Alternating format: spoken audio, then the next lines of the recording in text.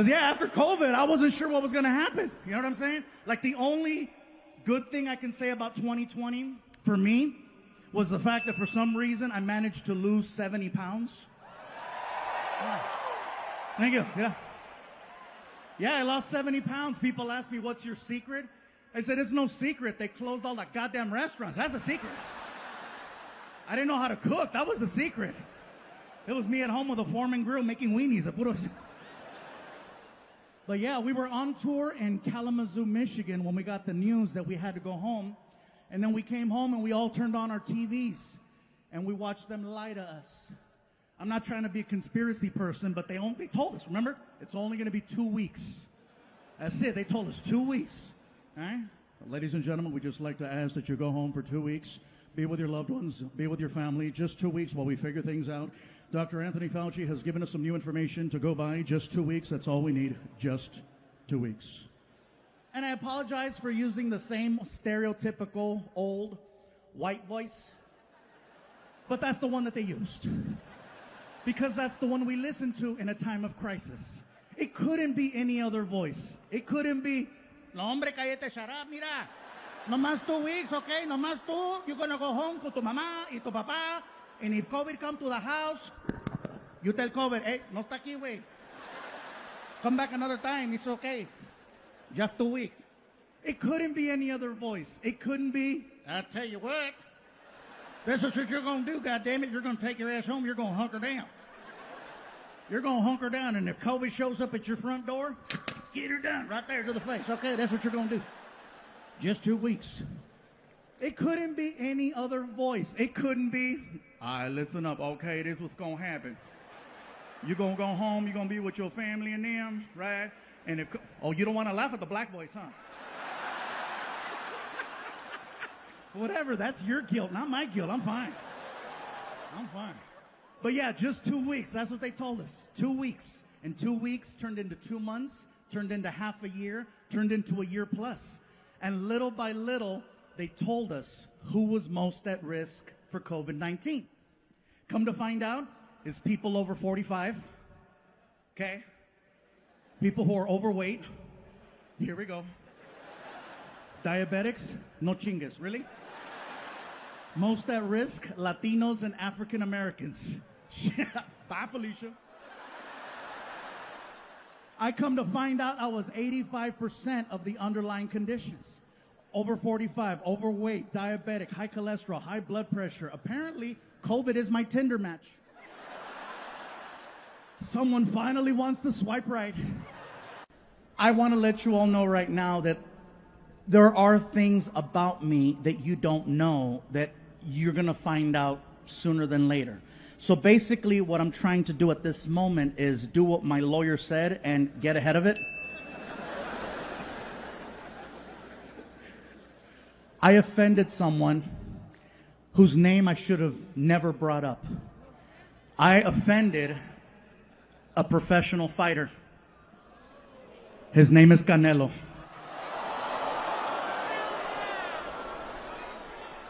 I know. Go big or go home. If you are not familiar with who Canelo is, give me a few seconds to explain. Canelo is arguably one of the best fighters in the world. Okay? You cannot miss him. He is, in fact, Mexican, but he does not look traditional.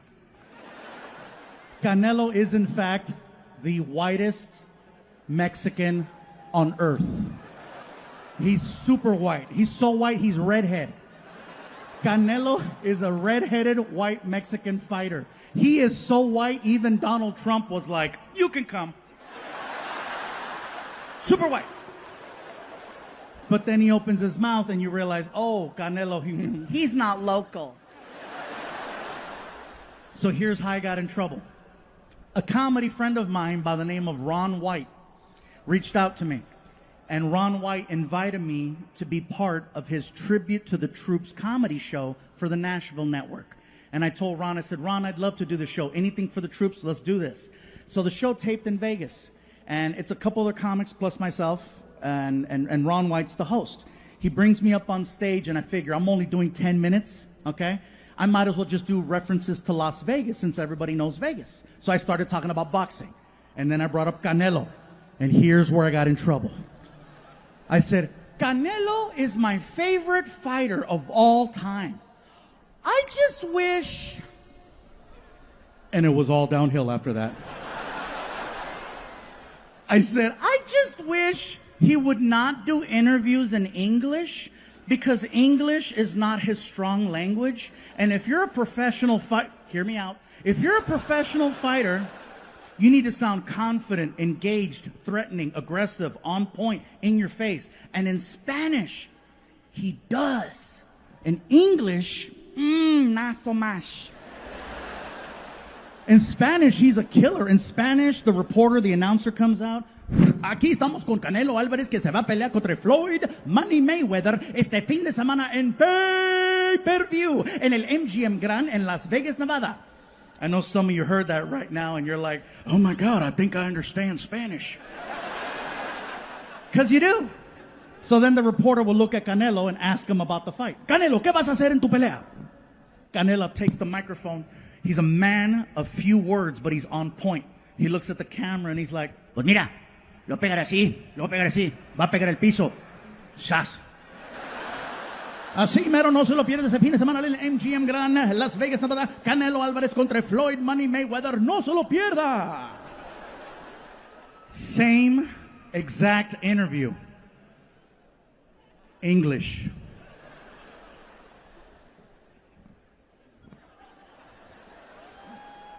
I'm standing here alongside Mexican superstar Saul Canelo Alvarez, who's going to be facing Floyd Money Mayweather this weekend on pay-per-view. Canelo, what is your strategy and your plan of attack going into this weekend's fight against such a technical opponent, if you will, a man who has single-handedly redefined the sport of boxing? What is your plan of attack going into the fight?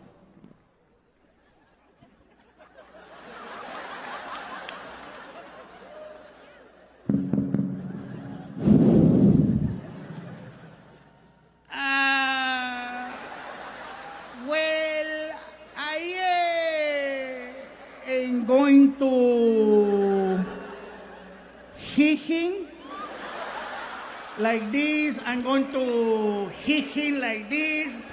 He's going to fall on the, ¿cómo se dice piso, güey? Floor. He's going to fall to the floor and then tan tan así.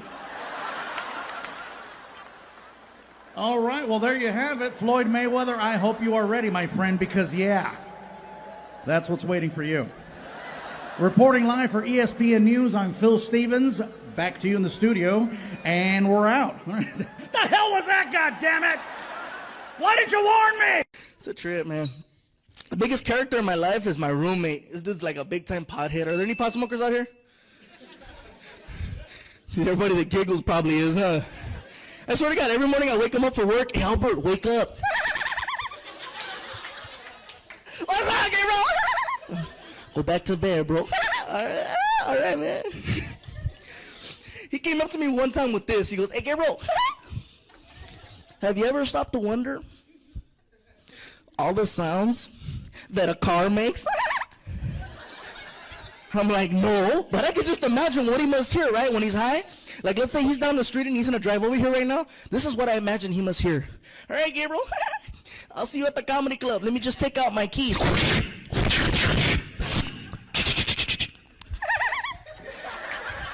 I'll walk over here to my car. You unlock the door.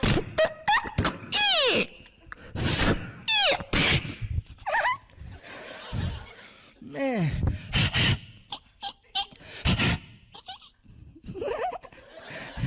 It's hot in here.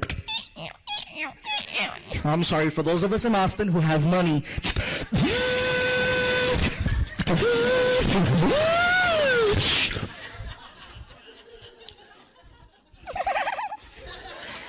Hey, man, let's go.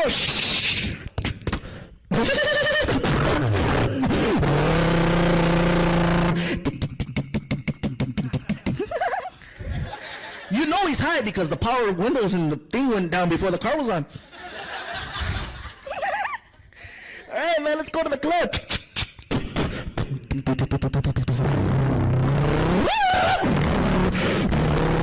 Hey, let's turn on the radio.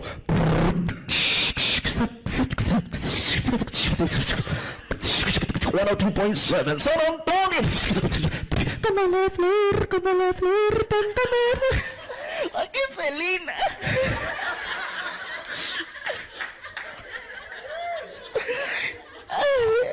No la chingas, Oh, in case there's any gang members here.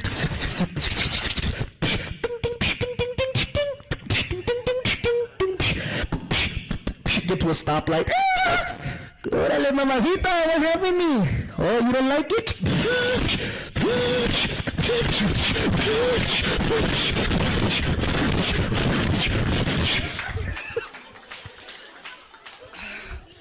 Yeah. It's hydraulics. In case you were wondering. Okay.